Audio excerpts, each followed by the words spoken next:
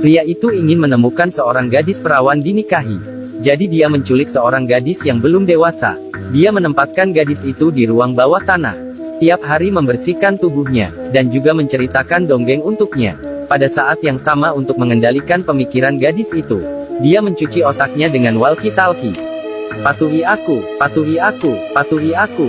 Tidak mudah untuk menunggu gadis kecil itu tumbuh dewasa. Dia segera memaksanya untuk berhubungan dengannya. Untuk mencegah gadis itu mengambil kesempatan untuk melarikan diri, dia sengaja mengikat kedua tangan mereka bersama. Kemudian memeluk gadis itu dan tidur dengan puas. Dimulai dari hari ini, gadis itu selalu menghadapi penganiayaan pria itu. Dan setiap kali selesai berhubungan, pria itu bersikap tidak peduli, dan menggurungnya ke dalam ruangan bawah tanah. Setelah pria itu pergi, ekspresi menawan dari gadis itu tiba-tiba menjadi dingin. Dalam penahanan yang berkepanjangan, pria itu berpikir dia sudah berhasil mengendali gadis itu. Dan apa yang dia tidak tahu adalah, gadis kecil itu terus menunggu kesempatan. Dia tidak pernah menyerah ide untuk melarikan diri. Jika dia tidak pergi ke sekolah sendirian 5 tahun lalu, atau berjalan di jalan sepi itu, mungkin masa kecilnya akan dihabiskan dengan bahagia. Dia baru berusia 8 tahun pada waktu itu. Walaupun kecil, dia memiliki pemikiran dewasa. Demi menarik perhatian pria itu, dia meminta pria itu untuk memberinya ciuman selamat malam. Ini membuat pria itu sangat bingung. Dia juga meletakkan makanan di pergelangan tangannya menyamar sebagai luka, agar pria itu membawanya pergi ke rumah sakit. Dan trik kecil ini tidak bisa menipu pria itu sama sekali. Demi membuat gadis itu menyerah, dia memperlihatkan pintu besi yang mengurungnya. Pintu besi itu terbuat dari baja dan sangat kuat. Meskipun dia berteriak, tidak ada yang akan mendengarkan. Gadis itu melihat tidak ada harapan untuk melarikan diri. Jadi dia mencoba untuk melawan. Tapi bagaimana bisa tubuh kecilnya melawan pria yang kuat? Untuk menghukum gadis itu, pria itu menghentikan jatah makannya. Gadis itu hanya bisa hidup dalam gelap dengan kelaparan. Kumohon, aku lapar. Aku ingin makan apa saja. Akhirnya dia melihat kenyataannya. Dari awal yang memberontak perlahan-lahan menjadi patuh. Waktu berlalu hari demi hari. Gadis itu akhirnya tumbuh dewasa. Perubahan tubuh sendiri. Sehingga dia mengalami datang bulan pertama kali. Ini adalah pertama kalinya gadis itu datang bulan. Dia gelisah dan tidak bisa duduk dengan diam. Pada datang bulan pertama tidak ada ibu yang menemaninya. Pria itu masih menatapnya dalam kemarahan. Dia telah dipenjara selama 5 tahun. Dia sudah tidak tahan lagi dan meminta untuk mandi. Pria itu juga pertama kali mengalami hal ini. Dia terpaksa membawa gadis itu keluar dari pintu yang sempit. Setelah 5 tahun, gadis itu akhirnya keluar dari penjara bawah tanah. Dia mandi dan pria itu mengawasi di sampingnya. Tanpa ada rasa malu, ibu pria itu menemukan rambut emas di tubuhnya. Dia mengira dia sudah ada pacar.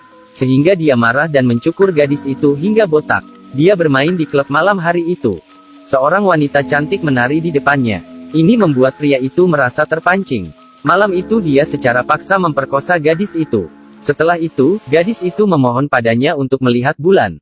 Pria itu membawanya ke halaman belakang. Gadis itu menghirup udara yang segar. Dia tidak ingin kembali ke sel sempit itu lagi. Namun dirinya yang keras kepala, dipukuli oleh pria itu lagi.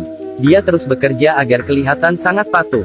Sebenarnya saat dia berjalan keluar dari rumah, keinginan untuk melarikan diri telah terbangun kembali. Saat ini perencanaannya telah berjalan dengan mulus. Pria itu membawanya keluar dari rumah dan pergi ke supermarket. Saat melihat orang-orang di jalan, dia memikirkan cinta kasih ibunya. Keinginan untuk melarikan diri semakin kuat. Di supermarket, pria itu mengawasinya dari kejauhan. Dia sangat takut untuk bergerak, dia sangat ingin melarikan diri. Tapi tubuhnya tidak bisa dikendali. Akhirnya pria itu semakin lega. Dia bergandengan tangan dengan gadis itu dan pulang rumah. Gadis itu yang kembali ke rumah memarahi dirinya yang tidak berguna. Dia mulai menyesali. Saat itu ada beritanya di radio. Ternyata orang tuanya tidak pernah menyerah mencarinya. Dia terus menangis. Saat putus asa, dia tiba-tiba terpikir untuk bunuh diri. Dia menyalakan kompor dengan kertas dan kehabisan napas karena asap. Dia bergegas mengipas asap keluar dari ventilasi. Tapi saat pria itu kembali, dia mencium bau terbakar. Sehingga dia memukulnya lagi. Mulai hari ini dia bekerja keras setiap hari. Seperti seekor kucing yang patuh sehingga membingungkan pria itu. Pria itu yang sudah tidak curiga, kembali membawanya pergi bermain ski. Di tempat bermain ski, dia mendapatkan kesempatan kedua kali untuk melarikan diri. Kali ini dia memberitahu diri sendiri agar tidak gagal lagi. Gadis ini berpura-pura masuk ke kamar mandi. Tiba-tiba terdengar suara di luar. Gadis itu memakai celana dan segera keluar. Rupanya seorang wanita sedang berdandan di depan cermin. Dalam keraguan gadis itu berjalan mendekatinya. "Selamatkan aku Natasha yang diculik." Ternyata gadis ini sudah diculik selama 8 tahun.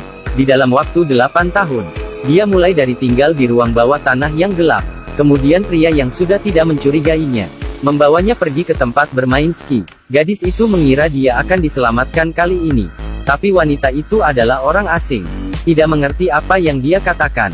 Saat wanita itu keluar dari pintu kamar mandi, pria itu merasakan ada yang salah dari ekspresi wanita itu. Dia membawa gadis itu pulang rumah. Mobil tiba-tiba mogok. Gadis itu dipukuli lagi. Gadis itu menulis kejadian pemukulan pada kertas. Hingga saat ini sudah hampir mengisi seluruh kotak. Hari ini adalah hari Natal. Pria yang selalu memukulinya membelikannya gaun baru, bahkan menari di dalam kamar bersamanya. Dan gadis itu sudah terbiasa mendiamkan diri. Dia terus membohongi pria itu. Saat mereka sedang membersihkan halaman belakang, tidak sengaja dilihat oleh tetangga mereka. Dia mengira itu adalah pasangan baru pria itu. Gadis yang kembali ke ruang bawah tanah merasa sangat menyesal. Tadi harusnya memberitahu wanita tua, mungkin dirinya bisa diselamatkan. Karena pria itu menculik gadis itu. Selama bertahun-tahun dia tidak pergi bekerja. Uangnya sudah hampir habis. Dia memutuskan untuk menjual mobilnya. Gadis itu sedang membersihkan mobil itu. Tiba-tiba dia melihat pria itu lupa mengunci pintu depan. Saat itu pria itu datang untuk menggodanya. Tiba-tiba orang yang ingin membeli mobil menelponnya. Suara napasnya mengganggu pria itu yang sedang bertelepon. Pria itu baru saja masuk ke dalam rumah. Gadis itu mengambil kesempatan ini. Akhirnya dia mulai melarikan diri. Dia berhasil keluar dari tempat yang mengurungnya selama 8 tahun. Dia berlari sekuat tenaga. Saat pria itu keluar, gadis itu sudah melarikan diri. Gadis itu datang ke rumah seorang wanita. Dia memberitahu wanita itu bahwa dirinya diculik. Hari ini sudah hari ke-3096. Akhirnya polisi datang. "Nama saya adalah Natasha. Saya diculik 8 tahun lalu." Ibu gadis itu menerima telepon dari polisi. Dia dan suaminya pergi ke kantor polisi. Akhirnya mereka bertemu kembali. Film ini adalah kejadian nyata. Gadis Austria Natasha, selama 8 tahun setelah diculik, akhirnya berhasil melarikan diri. Pelaku yang mengetahui kejahatannya diketahui orang. Akhirnya juga seperti pria di film ini, dia memilih untuk bunuh diri di atas rel kereta. Kemudian Natasha menulis sebuah buku 3096 hari, yang menceritakan semua kejadian ini.